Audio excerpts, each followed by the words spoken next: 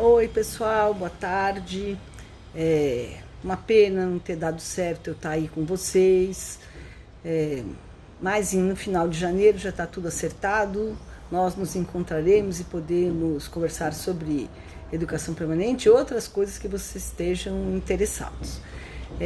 Infelizmente houve aqui um problema institucional grave em função de alguns erros cometidos num processo seletivo, erros bem importantes, e nesse contexto político conturbado nos colocaram numa situação de vulnerabilidade que nós estamos tentando enfrentar, reduzindo os danos o máximo possível. Enfim, para que a gente possa continuar no nosso trabalho de pesquisa, formação e colaboração com as políticas públicas ambientais, de saúde, com a construção do SUS e na construção de um país democrático e menos desigual e violento. A Bárbara pediu para eu conversar com vocês sobre educação permanente em saúde. Então, a primeira coisa que eu queria, acho que vale a pena começar a conversa assim, é reconhecendo que em torno da educação permanente existe uma polissemia. Existe uma polissemia, muitos modos de compreender o que seja a educação permanente em saúde e como ela pode ser operada. Essa não é uma característica exclusiva da educação permanente. A rigor, muitos ou quase todos os conceitos relacionados às políticas de um modo geral, como são objeto de disputa de diferentes forças, são também produzidos com sentidos diferentes a partir das forças que se apropriam desse problema, desse tema, dessa questão.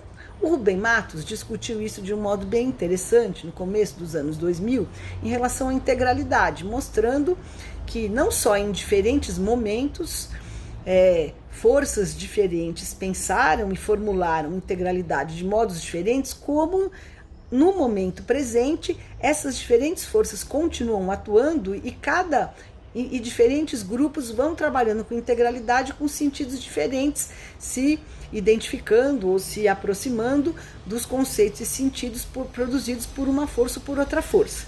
Acho que a luta em torno da política de saúde mental ajuda a deixar isso bem claro.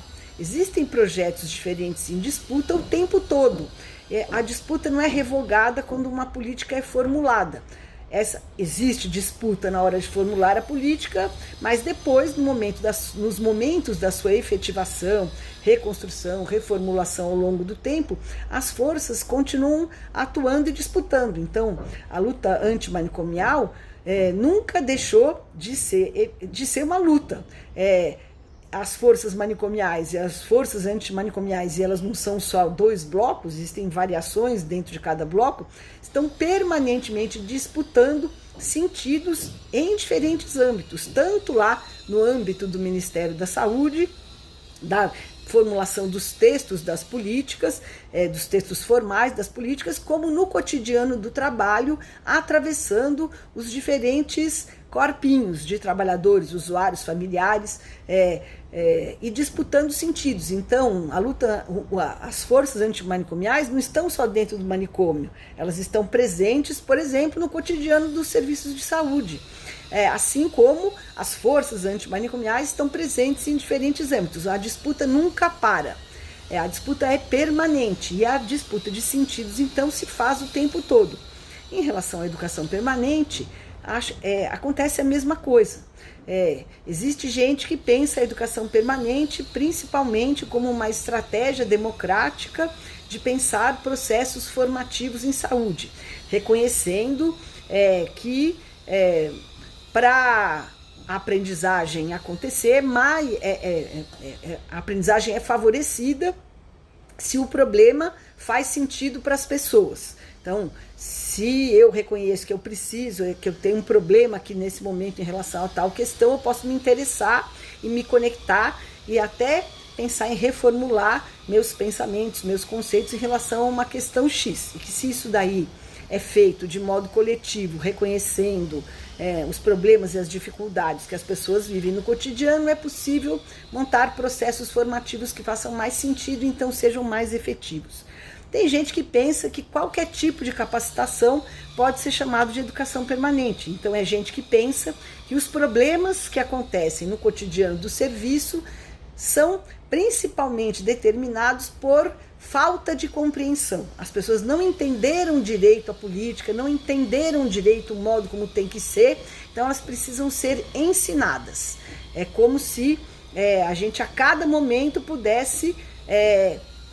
como se a cabeça da gente fosse um celular novo, que a gente roda um programa novo, um software novo e muda toda a configuração. Então, a capacitação entraria como um dispositivo de rodar um software novo na cabeça de todo mundo a cada momento em que novas políticas ou novas formulações são produzidas.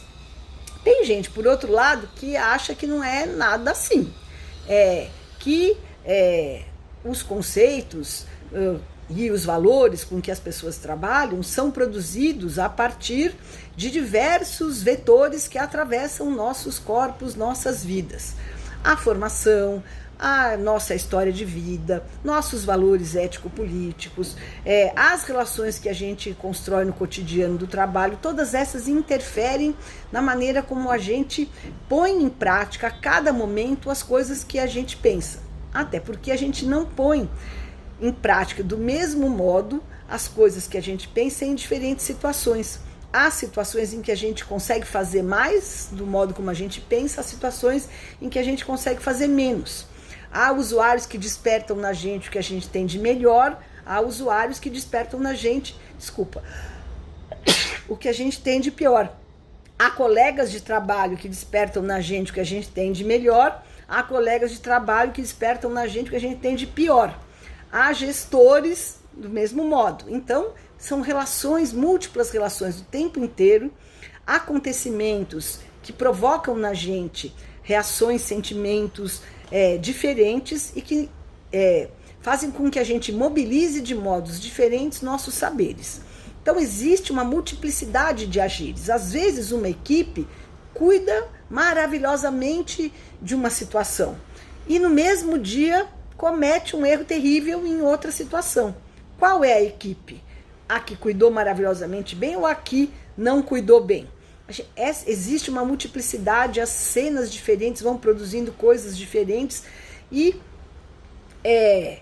enfim, é difícil, embora existam regularidades, certas coisas que se repetem o tempo todo, existem variações, uma variabilidade importante a partir do que os encontros produzem nas pessoas. Por exemplo, dentro de uma mesma unidade, a gente tem equipes que funcionam de modos completamente diferentes, apesar de existirem regras comuns que todas as equipes obedecem, ou que elas ajudaram a construir. Então, o que a gente está dizendo é que tem uma vivacidade, o tal do trabalho vivo em ato, a que o Emerson Merri se refere, tem a ver com isso. A saúde é produzida no encontro e esses encontros afetam, produzem efeitos diferentes nas pessoas, individual e coletivamente, e a gente vai atuando não só mediado pelos nossos saberes, mas também pelos nossos valores, por todas as coisas que esses encontros vão produzindo. Claro também que uns têm mais liberdade para fazer as coisas do modo que acham, outros têm menos liberdade. Claro também que há, vamos dizer assim, apostas distintas entre diferentes atores em relação ao que significa esse encontro para a produção da saúde. A gente pode pensar a saúde de modo mais amplo, a gente pode pensar a saúde como um modo de encaixotar as pessoas, a gente pode pensar a saúde como um modo de produzir liberdade, maior potência para a pessoa viver a vida. Tem muitos modos de pensar saúde. E diferentes arranjos favorecem mais ou menos a gente cuidar das pessoas para ampliar a potência de vida delas, ampliar o modo delas estarem no mundo, enfrentando, vivenciando e lidando com seus diferentes problemas. Então, o jeito como a gente pensa a educação permanente em saúde tem a ver com o seguinte: a cada momento, a gente individual e coletivamente experimenta coisas e aprende coisas do que a gente vive. Todo mundo aprende o tempo todo, conversando com alguém ou não conversando com alguém. Você vive uma experiência, o seu corpinho aprende. você pode elaborar isso e transformar isso em ideias e conceitos, ou em reações automáticas. Quando a gente experimenta recolher e processar coletivamente os efeitos que uma determinada experiência produziu em nós, a riqueza dessa aprendizagem é muito maior, porque vamos dizer, os sentidos são distintos, as visibilidades são diferentes, a conversa nossa em conjunto ajuda a produzir mais elementos para a gente ir se reposicionando, se deslocando, modificando coisas e chegando a acordos coletivos mais interessantes para que a gente possa cuidar melhor das pessoas, enfim. Então a ideia básica nesse caso, as ideias básicas nesse caso são: 1. A gente aprende pela experiência. 2. A aprendizagem pela experiência feita de modo coletivo é muito mais poderosa do que a aprendizagem feita individualmente, porque a individualmente é marcada pelas nossas cegueiras, pelas nossas barreiras, por coisas que a gente não percebe sobre a gente mesmo. A gente sempre acha que a gente é mais bacana do que os outros percebem a gente nas nossas relações, e o que no trabalho em saúde é uma coisa fundamental, porque para cuidar de outra pessoa, uma coisa que acontece no encontro, é preciso estar muito atento aos efeitos que a gente produz nessa nossa relação. Essa relação pode ser uma relação de agir sobre, pode ser uma relação de controle, pode ser um desejo de subordinar o outro às nossas prescrições, pode ser um desejo de governar a vida dele. Os sentidos que são produzidos, então, são completamente diferentes. A gente pode querer com o outro, construir com ele os melhores modos de ele viver e enfrentar determinadas situações problemáticas. Muitas vezes a gente não tem a menor possibilidade de resolver o assunto, mas a gente pode colaborar para que a pessoa, segundo seus sentidos, valores, com a nossa colaboração, possa fabricar melhores modos de enfrentar as diferentes situações. Para fazer isso, a gente tem que estar muito atento ao outro, aos efeitos que a gente produz, tanto na relação com os usuários, como nas relações entre gestores e trabalhadores na organização, na efetivação do processo de trabalho em saúde. Então, basicamente, quando em 2003 a gente trouxe a ideia da educação permanente em saúde, a gente estava trazendo uma ideia de dizer assim: para construir um SUS que cuida, um SUS capaz de produzir integralidade, conexões entre diferentes serviços, rede, em que o usuário tenha um papel ativo na produção da sua própria saúde, é fundamental que a gente construa estratégias para pensar sobre o que a gente faz, aprender do que a gente faz, produzir novos acordos de trabalho a partir das experiências vividas. Então, tem uma coisa muito forte que é reconhecer a aprendizagem a partir da experiência e a força do processamento coletivo da aprendizagem pela experiência. A segunda é essa: a saúde é produzida no encontro, todos têm um papel ativo nessa produção. Dependendo do projeto, se o projeto é subordinar ou se o projeto é construir de modo compartilhado, os efeitos são completamente diferentes. E a gente partia da aposta de que para construir um SUS que trabalhasse com um conceito amplo de saúde, que contribuísse para o enriquecimento da vida das pessoas, que contribuísse para que elas pudessem viver do melhor modo possível, superando ou manejando da melhor maneira possível os diferentes problemas com que elas vivem, para que a gente pudesse, para que a vida das pessoas pudesse entrar junto com elas nos serviços de saúde e a gente se encontrasse com essa vida, seria necessário radicalmente democratizar essas relações e esses encontros. Radicalmente necessário reconhecer que todos são interlocutores válidos. Aliás, que a nossa aposta não devia ser sobre ser governar a vida do outro, devia ser construir com ele melhores possibilidades de ele produzir sua existência. Essa não é a tônica, em geral, do trabalho em saúde e das políticas de saúde. A gente tem feito políticas de saúde que buscam obsessivamente governar a vida dos usuários e, ultimamente, modos de fazer gestão que buscam obsessivamente governar e controlar os trabalhadores. E, em cascata, os gestores em diferentes esferas de governo. Cascatas de subordinação. Quando a gente propôs a educação permanente como uma estratégia de gestão, a gente estava se confrontando claramente com esse jeito de pensar e produzir política, com esse jeito de pensar e produzir a gestão e a organização do trabalho do cotidiano. A gente estava reconhecendo que só dá para fazer SUS que cuida, só dá para produzir integralidade, só dá para conversar com a vida que vem junto com os usuários se a gente radicalizar no reconhecimento da legitimidade dos diferentes interlocutores nesse processo. O usuário vem pedir a nossa ajuda, não vem pedir para a gente governar a vida dele. A gente, quando tenta governar a vida dele, quer que ele, primeiro, toma o usuário pelos seus diagnósticos.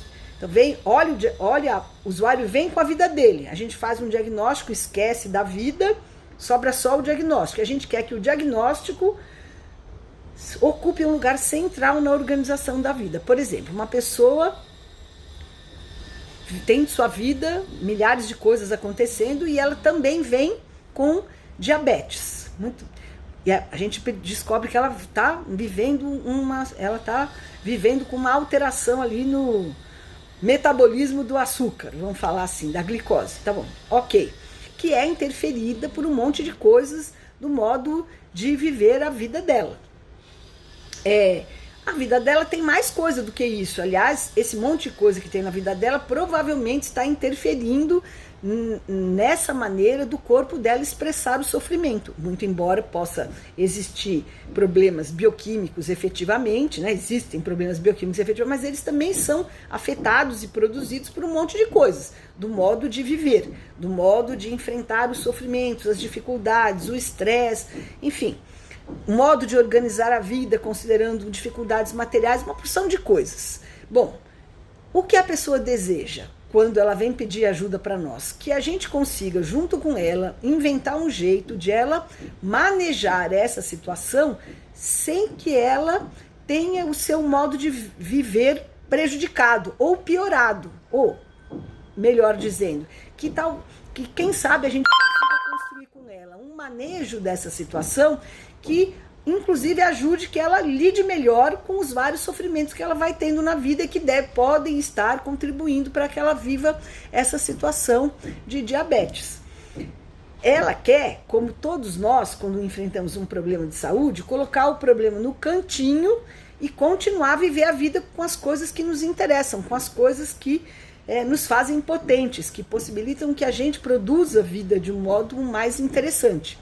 Como é que nós fazemos com os usuários? A gente pega o problema de saúde deles, o diabetes, põe no centro da sala e fala: agora toda a sua vida vai ter que ser reorganizada em função do controle do diabetes.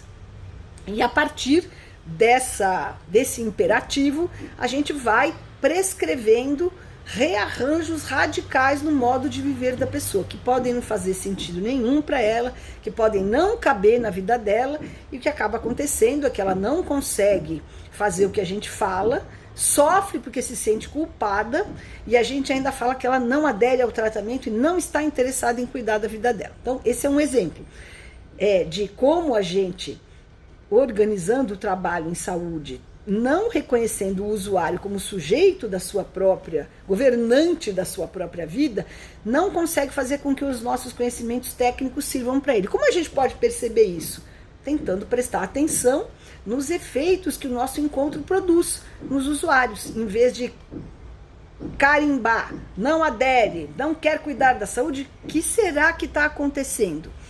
O que será que o cara pensa? Como será que está a vida dele? Onde tal coisa entra? Onde tal coisa não entra? O que será que está mobilizando? O que mobiliza? Do que esse cara gosta? O que cabe, o que não cabe na vida dele?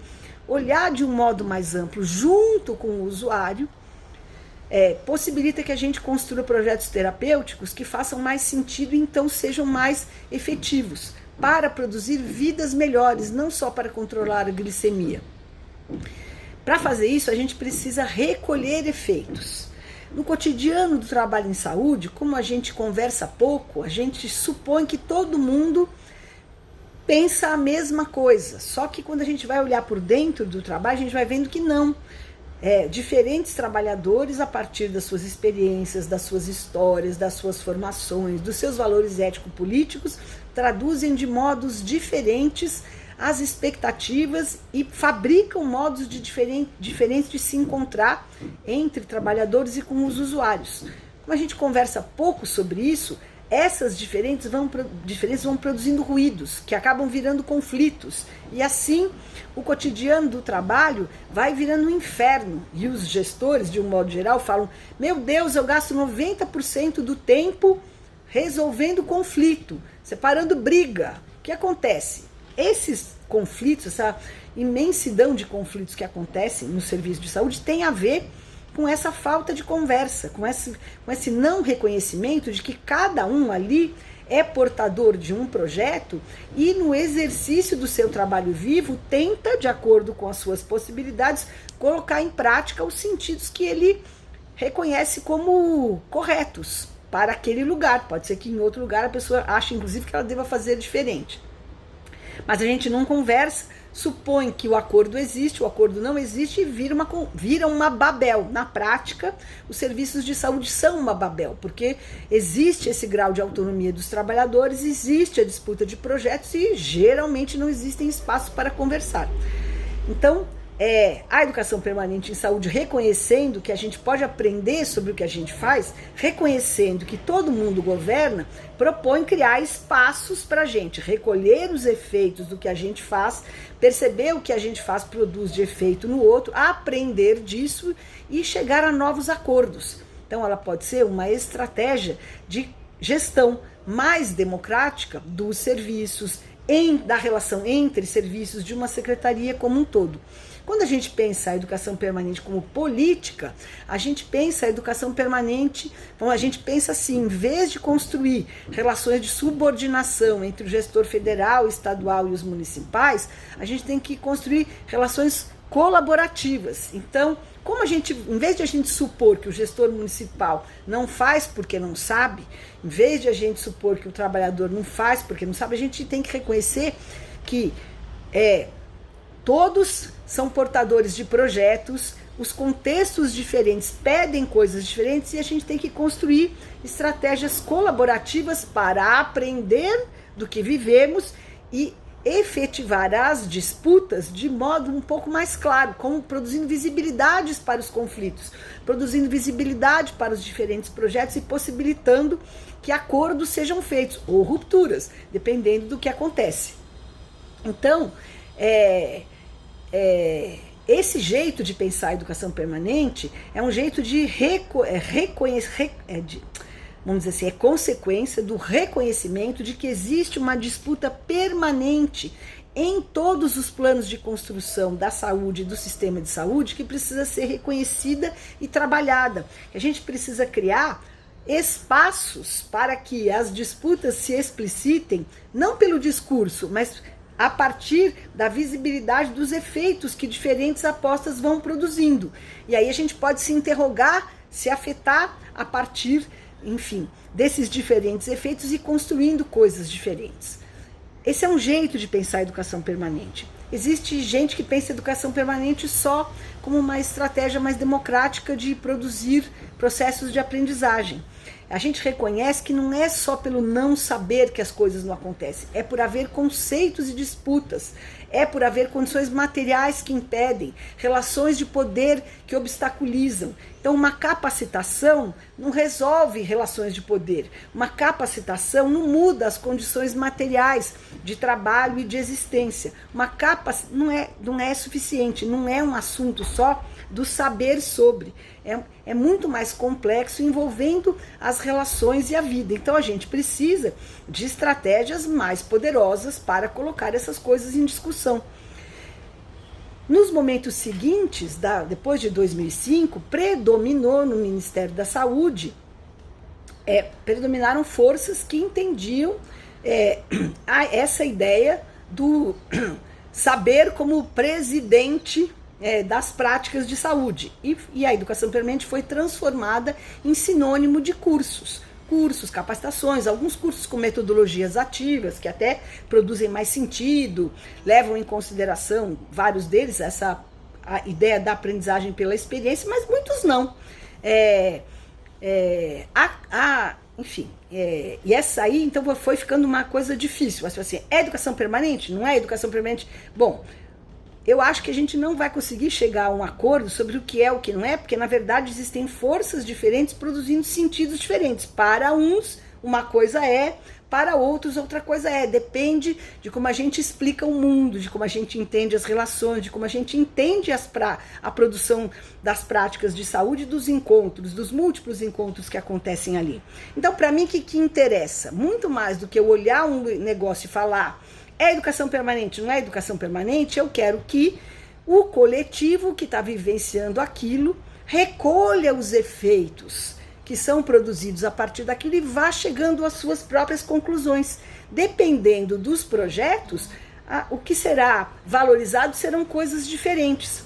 Eu defendo a ideia de que a gente precisa, e recolho efeitos muito interessantes, potencializadores de vida, para usuários, trabalhadores e gestores, quando a gente reconhece essa multiplicidade de governo e essas disputas e vai criando espaços para coletivamente aprender dos efeitos que a gente produz uns nos outros e dos sentidos que são necessários para ampliar a potência de vida dos usuários, dos trabalhadores, para a nossa convivência no serviço ser mais feliz, apesar de todos os problemas e de todos os limites com que a gente vem enfrentando. Para a gente, inclusive, produzir força para enfrentar e fabricar outro SUS, outro jeito de pensar com a população, com os movimentos sociais, os modos de produzir vida que façam sentido para eles. Como a gente vai produzir diferença